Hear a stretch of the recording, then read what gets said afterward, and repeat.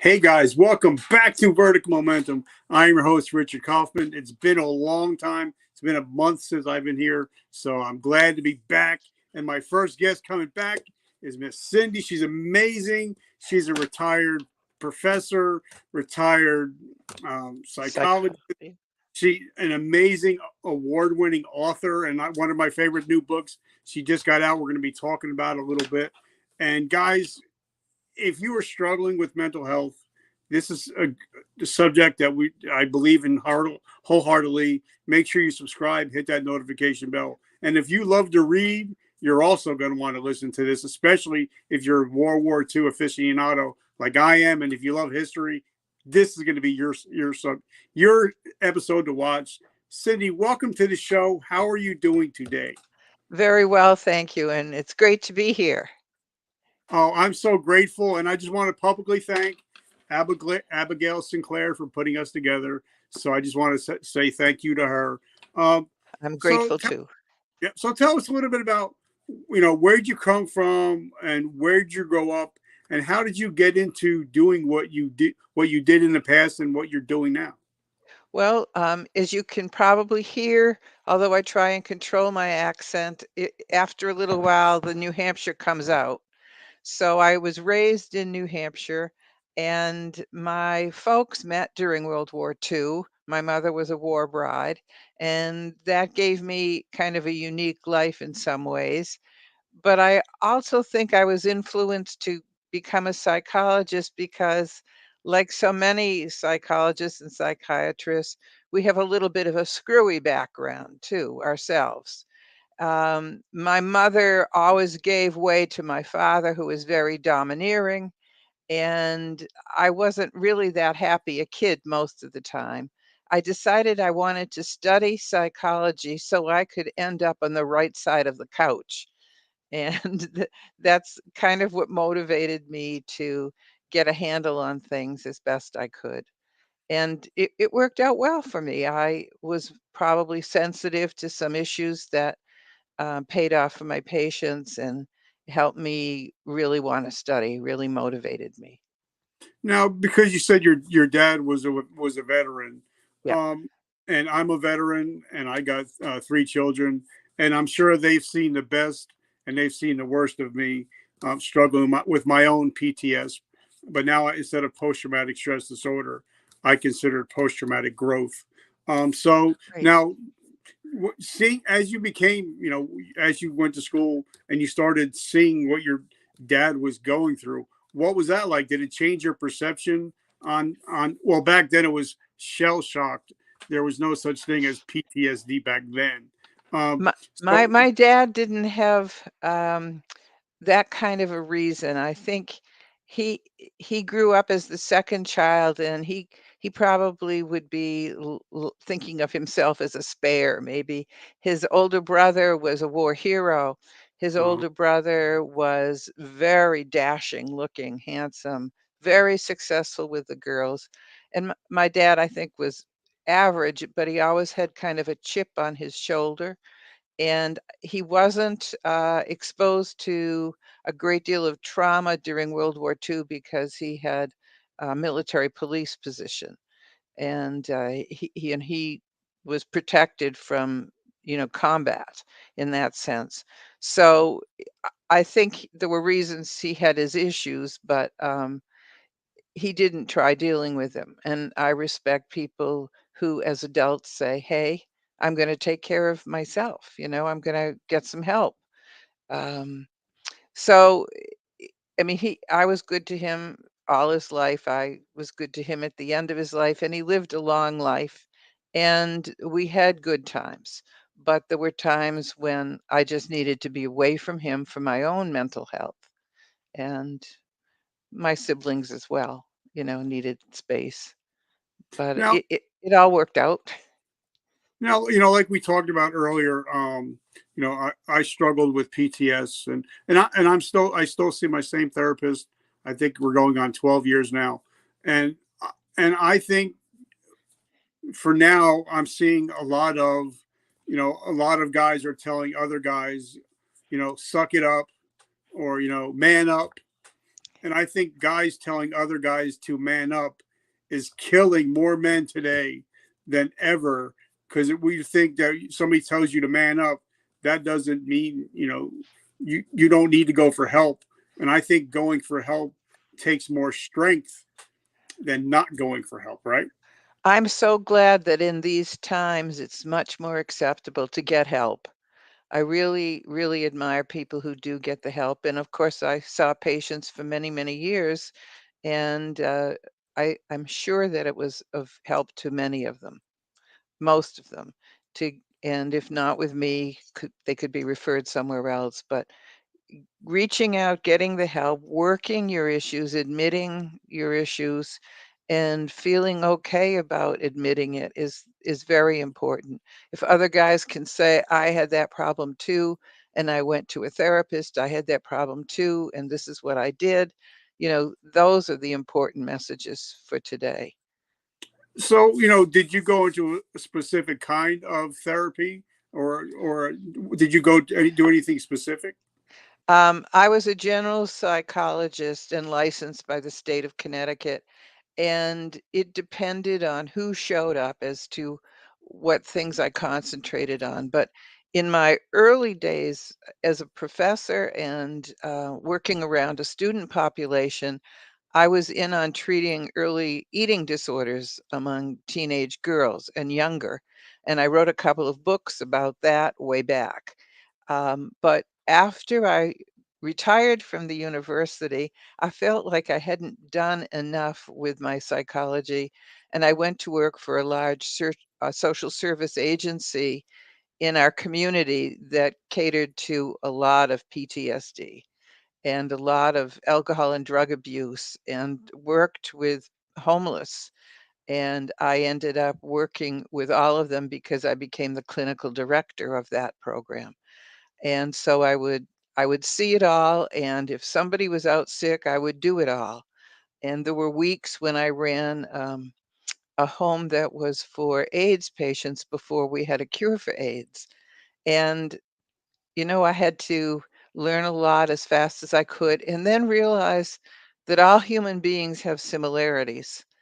And you just have to see that human being no matter what the issue is, and you can reach them. You just have to want to reach them, and you have to feel affection for them, kinship, and sometimes be very cautious because some folks get dangerous at times. They get so angry they can't control it, and this is of course true in PTSD sometimes. But you have to be prepared for whatever could come up, and don't try and do it all yourself either. I mean, I wasn't a hero. I was just a psychologist, doing the best I could. All right, now because I knew we were going to be talking today, I did a lot of background research on you. I went way back. I found actually some students that you were actually their professor. So, but because Did I knew I they wanted to did they talk to you, like me? uh, you know what they nobody had one bad thing to say about you, Oh. and one thing they always came up with, they always said, is you had such a big heart and you were caring. Oh, So my goodness. so, Thank you. but because the reason I bring that up is because me and my wife, we went on a date night last night and we were driving, and I guess it was 70 on 70s music, and they were talking about Karen Carpenter, Oh, about yeah. how she died from her eating disorders, and it got me thinking to nowadays with social media and Facebook and all these other things, we have so many distorted, everybody thinks everybody should be thin or rock hard abs, and I think a lot of the kids growing up today, Yeah. because there's so many filters, that they're going to be dealing with body dysmorphia and stuff like that going up in the future. What are your thoughts on that? Um, I think it's gotten a little better. I think kids are more into what's healthy, more into athleticism, but I know that the bullying occurs in the schools at a high rate, and kids get driven crazy. Forgive the use of that term, but they do start to think that what they're hearing is true. A thin and pretty person, or even any weight, and good human being will start to feel so insecure that they don't think they're worth living. And those are the things we have to worry about with the social media implications. That wasn't a big deal when I was first treating eating disorders. There wasn't a lot of social media, but it was magazines, and actresses and Twiggy and some of those people from way back who were super thin and said things like you can never be too thin or too rich, which really wasn't right. So social pressure from any direction can be very deadly to somebody who's vulnerable. And young people are always vulnerable. They don't know who they are yet. And they're defining themselves through their friends, through their family. If they don't have a solid base, then they can easily be injured by this. Okay, and I totally agree. And I think even a lot of adults, even my age, we're like, all right, we need to lose another 15 pounds so we can look good on camera and all Oh, that stuff. You know, so I think it's something that we should definitely be cognizant of, but because you don't really hear about eating dysfunction as you used to. So, but I just wanted to point that out. If you guys have kids, make sure you're looking out for that. If a kid gains too much weight or loses a lot of weight in a short amount of time, make sure you're keeping an eye out and trying to making sure that everything is copacetic on their end. and I think also, if you don't mind, parents need to not pick on people who are a little overweight, or if you ride down the street and you see somebody who's quite overweight, don't make fun of them. Don't pick on them. Don't set up a norm that if you're a little heavy, something's the matter with you. Be sensitive to what those kids are hearing. I love it. So now you got into working with people with PTSD, and a lot of people think when they hear the word veteran, the first thing they think of is male, but they don't realize we have so many female veterans, and that they struggle with a lot more than men do, because not only do they got to deal with military stuff, but then a lot of them have to deal with harassment and military sexual trauma. So I think we need to, talk about them more, because a lot of them, and I've had a lot on the show, you know, only 5% of the sexual assaults are actually reported. So that's 95% of females that are reporting it, and only like 2% of males that are sexually assaulted are actually reporting it. So I think that's something that we really need to talk about. What are your thoughts?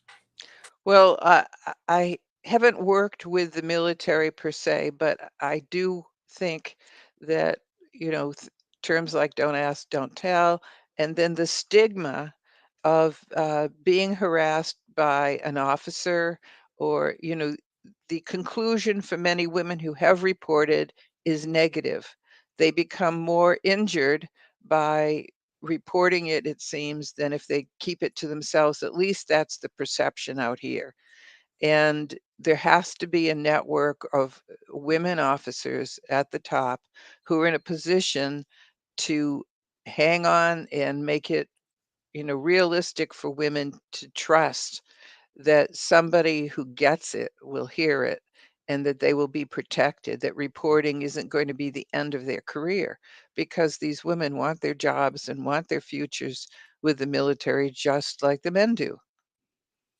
Yes, Um, ma'am. And I totally agree. So first, I want to thank our sponsors real quick. We got a brand new sponsor. They're called Buzzy Bees, and you'll see why this is going to be relevant in a minute.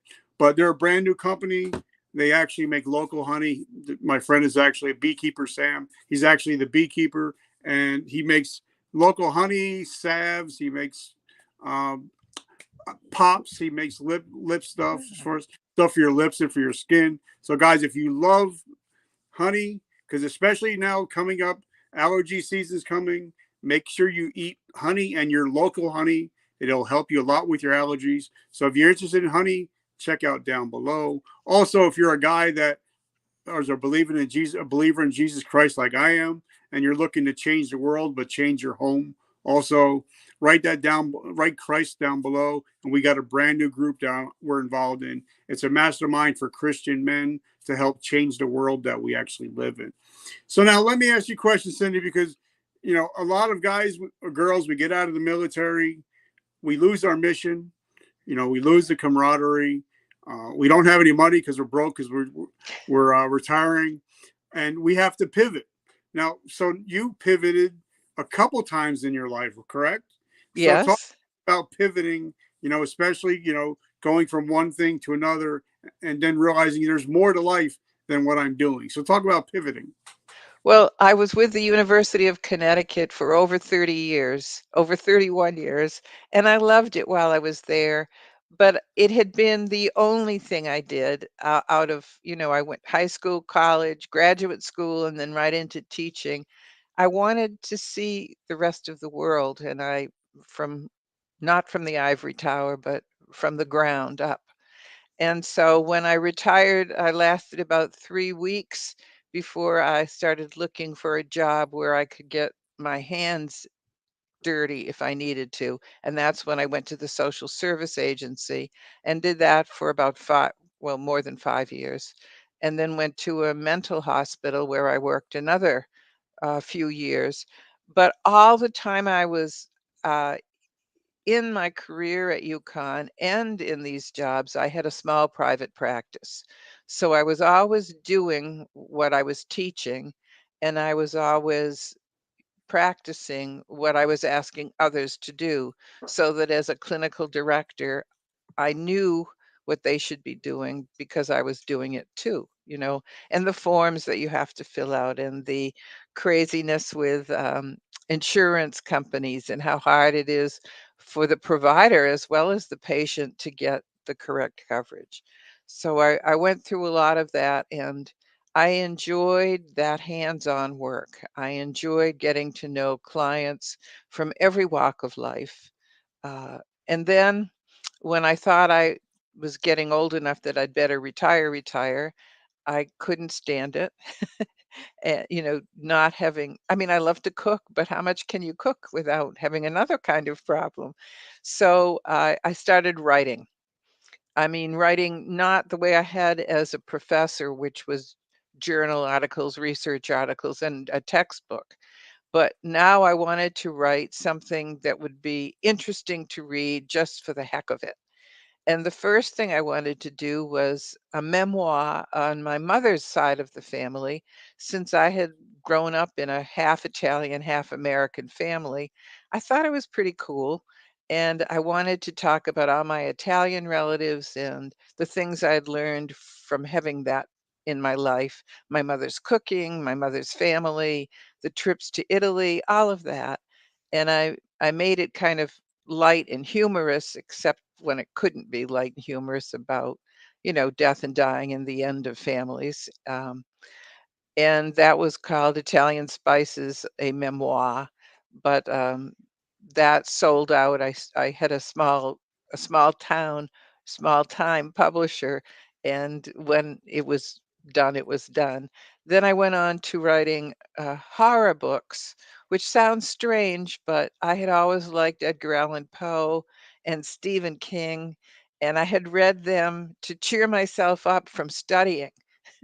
You read all the time. You know how Yeah. it is. If you read too much of one thing, you do want to switch gears. And I Yeah. had loved horror books. And in fact, if we have time later, I'll tell you I was even on a dig once where a body was exhumed.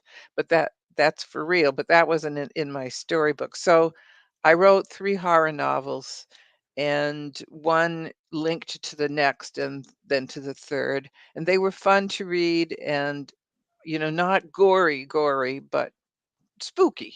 Mm. And a lot of my friends, peers enjoyed them. And then I wanted to do, it seemed I was thinking one last really good book, but now I think there'll be more. But a serious book about World War II, because of the way my parents had met, and also because of the way my husband's parents had met. They met during World War II as well. He was a GI from Vermont who met a Yugoslavian, Slovenian woman in London because she had fled the possible reign of Hitler in her country.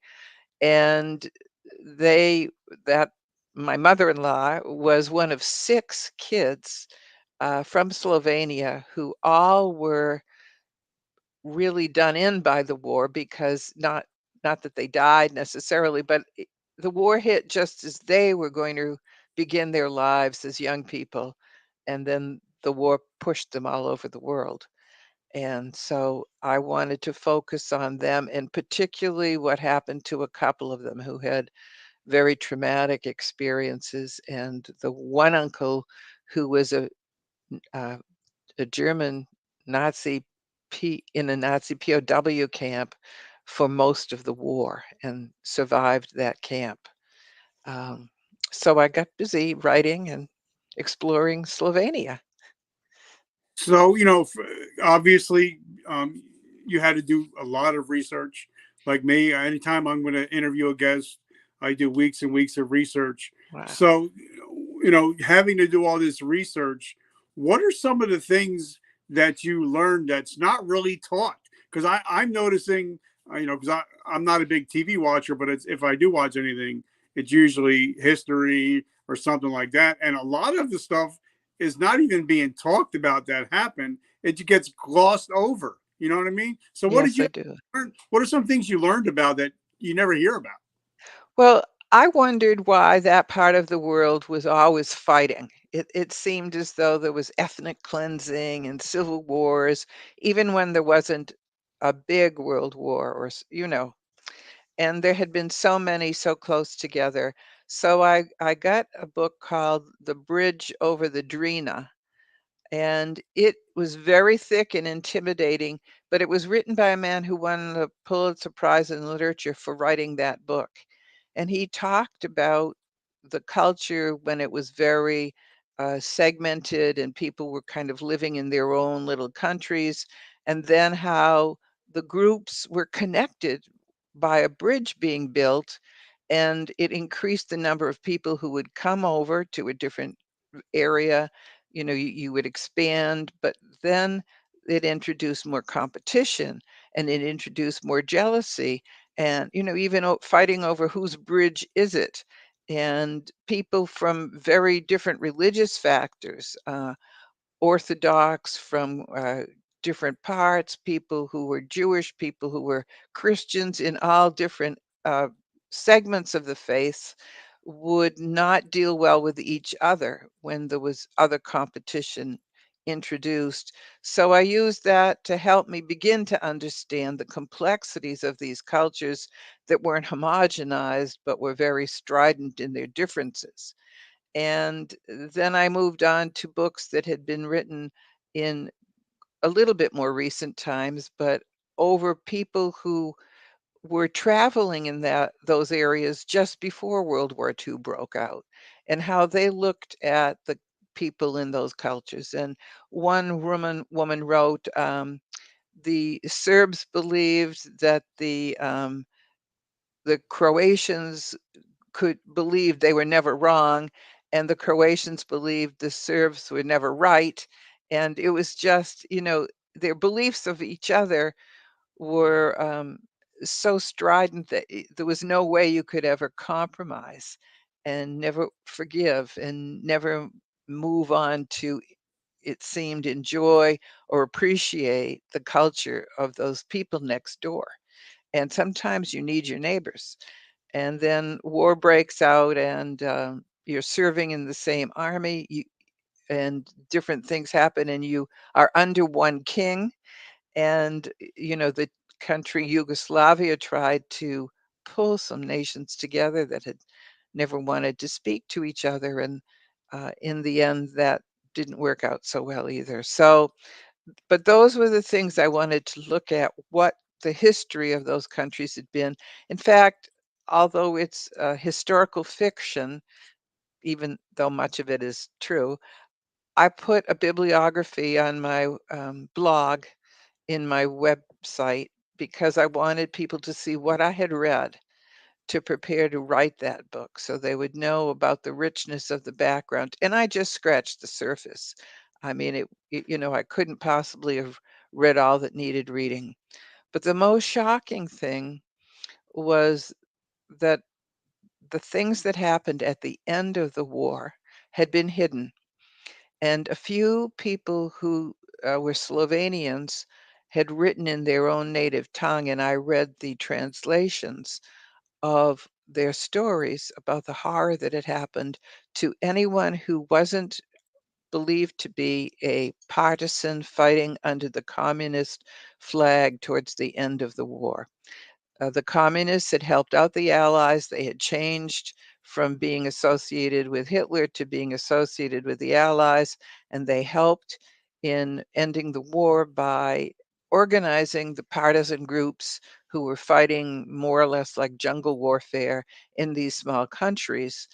But when Tito, who was a communist, was given power over these countries at the end of the war, the power went to his head, or he was sanctioned by the Communist Party to go ahead and get rid of anyone who had not been part of their effort. So you were expendable if you hadn't fought with them, even if you had fought against the Nazis, but you had fought with a different group. You were not acceptable. If you had owned a lot of land, you were not acceptable to the communists.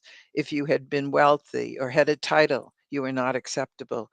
And about 125,000 people were murdered when the war was over in Slovenia, which is a small country.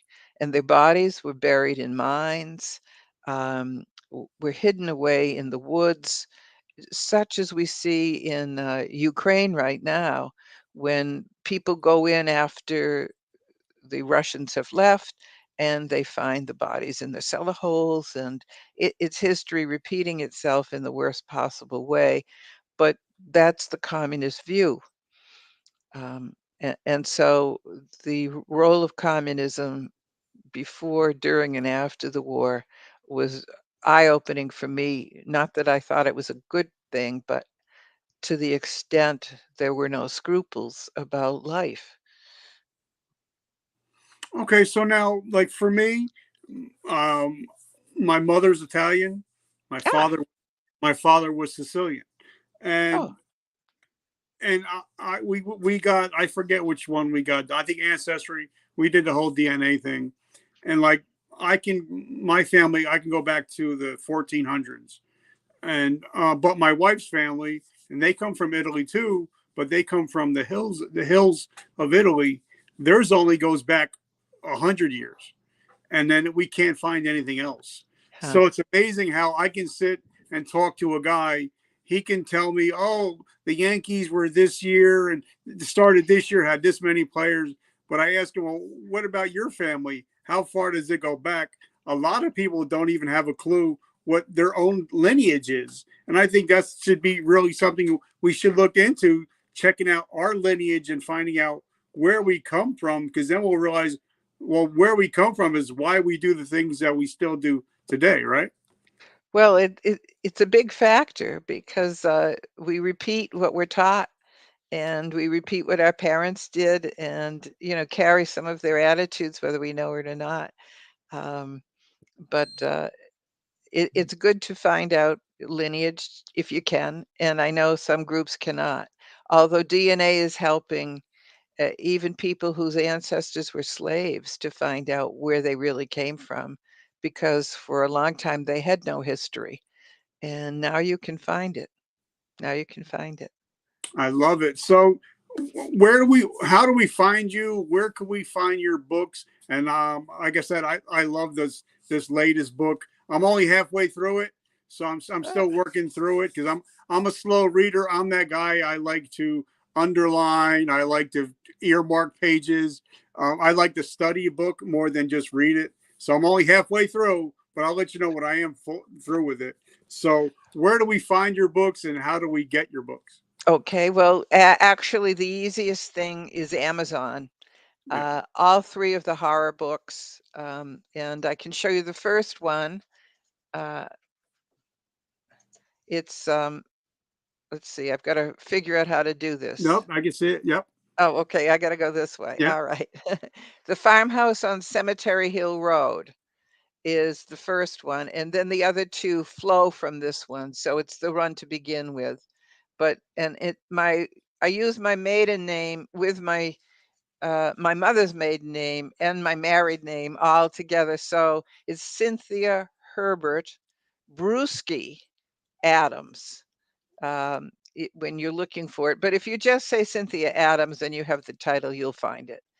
And It's just that I wrote with the whole name. my wife's maiden name was Bruzy. Bruzy, huh? She was from for her family was from Abruzzo, Italy. Uh-huh. Well, I So think with your new book, tell us about how we get your new book, and aren't you also helping out Wounded Warrior Project? with this book, The Red Toque, Love and Loss in the Time of Tito, and if you don't get sick from trying to see it, there we go. This is the new book. Those are real people on the cover whose stories are told in the book. The Red Toque, as you've probably found out, maybe you haven't gotten that far yet, is a hat. A toque is a little knitted cap. And it was important in the book because the six kids in the farm lived on the edge of a forest, an alpine forest, and a lot of people hunted there when they were little kids, and they would go out to pick mushrooms or look for wildflowers or even honey or something. They would, their mother would insist that they wore the red hat so that nobody would shoot them thinking they were a deer. And then it has a significance, kind of metaphorically, as you go on in the book, where the hat shows up um, in the family tradition being maintained after they're young adults and off at war. The hat, when the hat shows up, or the red wool, that's a significant part of the story. And So, like I said, the honey played a part of the story. So talk about the honey part of the story. okay. Well, the kids actually did raise honey. They were very self-sufficient farmers. s- Um, And not only did they grow their own vegetables and have their own sheep and milk that way, but they had their own honey. And the honey was very important for a sweetener because it wasn't easy to buy sugar or the things that we would be used to. And uh, there's a loaf of bread.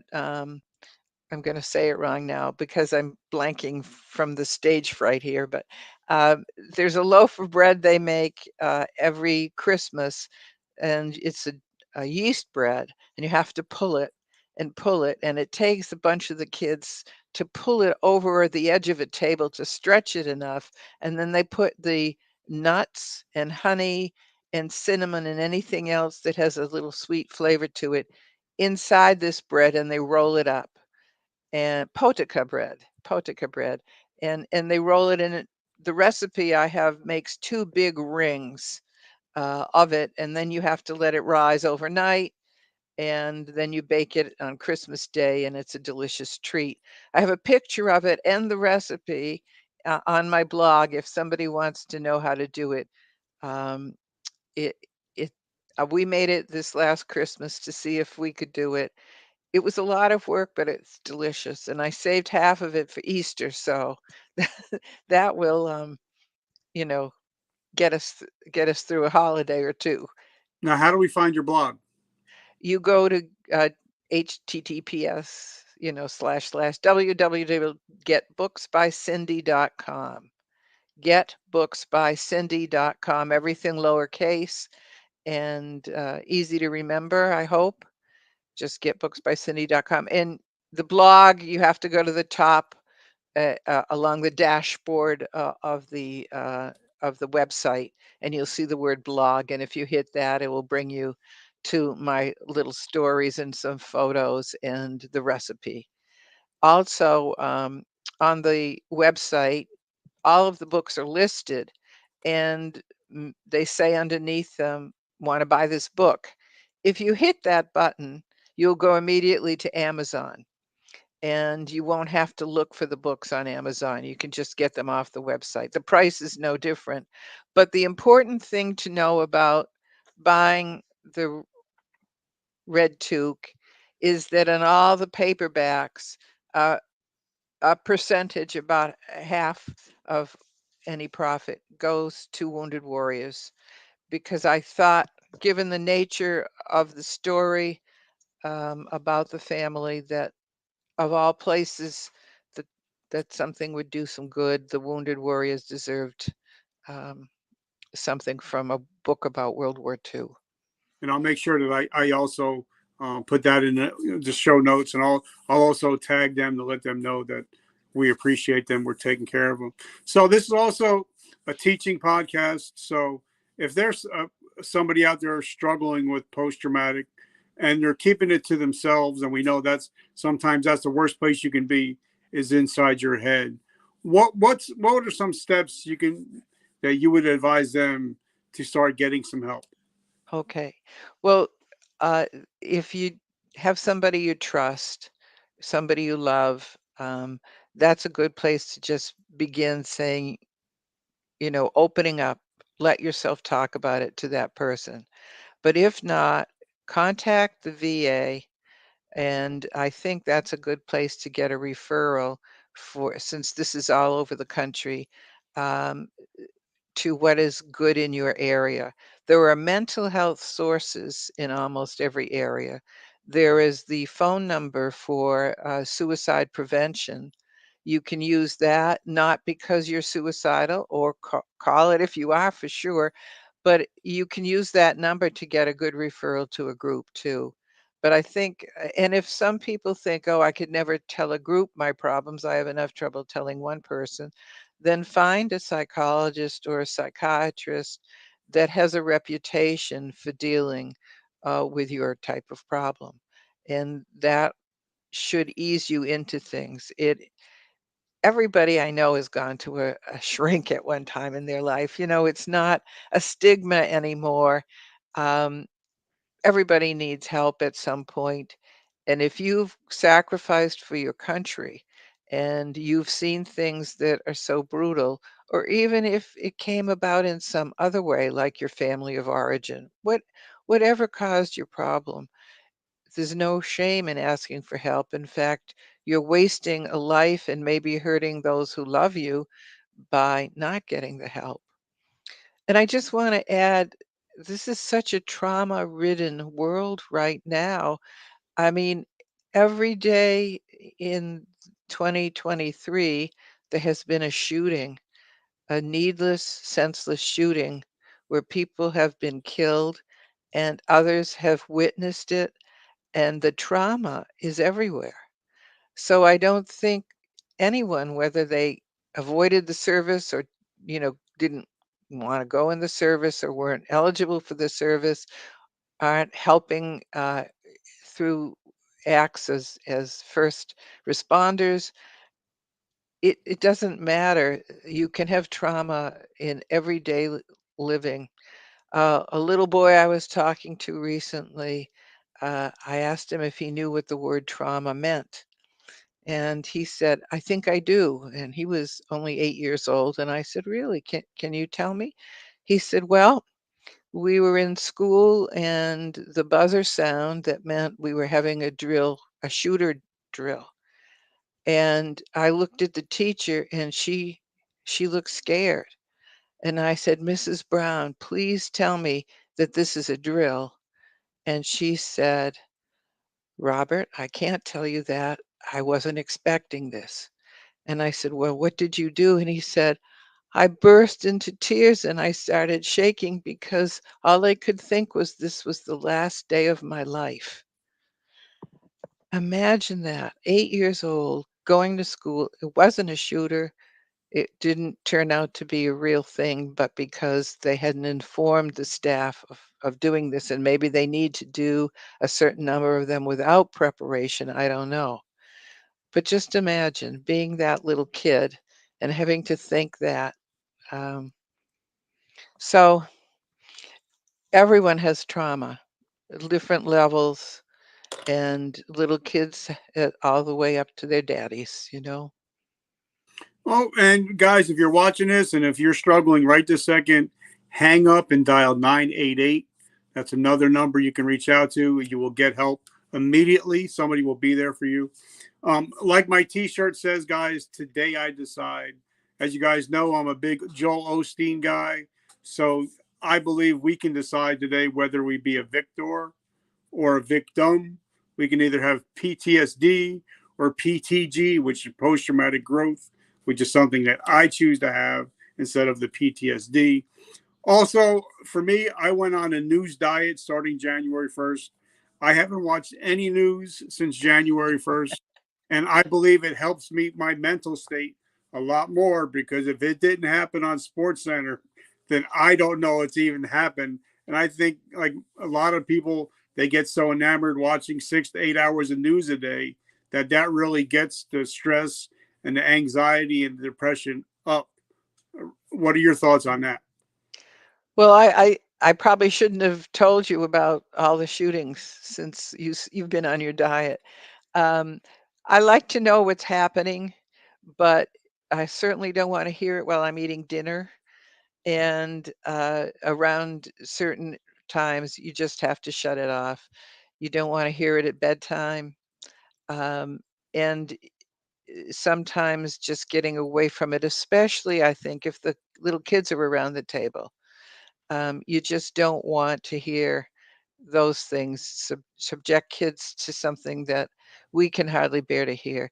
And if you're triggered by certain things, shut it off. Uh, don't don't say now I'm going to prove I can take it. There's no reason to do that.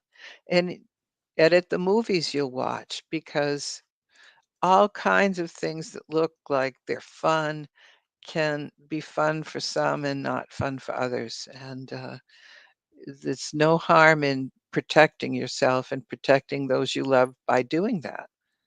So Yeah, watch out. Yeah. and most people I know, the most successful people they know, they don't look at their phones before they go to bed, and they don't look at their phones as soon as they get up in the morning. So I think if you're struggling with depression and anxiety, try to limit your phone use before you go to bed, and probably the first half hour when you get out of bed. That might help out a little bit. Doc, I just want to say thank you so much. I absolutely love your book. You're an amazing author. And I just want to say thank you for hanging out with us today. Oh, it's my pleasure. I love it, guys. So make sure you check out her books, especially this one I'm really enamored with and I love it. It's very detail orientated, but it's also very easy to read and digest. So make sure you pick up the book. Not only will it help you, but it'll also help the Wounded Warrior Project. So thank you so much and have an amazing week. Thank you. Bye All right, bye. guys. Love you. And guys, remember vertical momentum. The only way to go is but up. And I will catch you guys tomorrow. Love you.